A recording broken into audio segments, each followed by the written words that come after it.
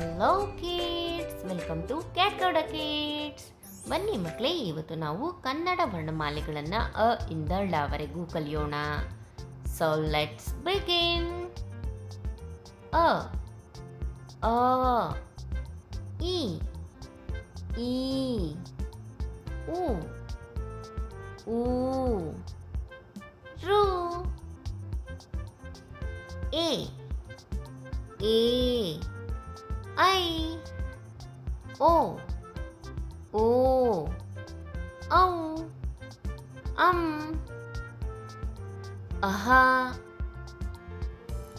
ख ख ग घ इन्या च छ ज झ इन्या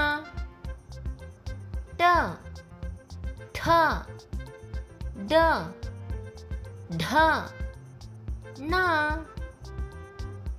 त थ द ध न प फ ब भ म य र ल व श श स ಹ ಳ.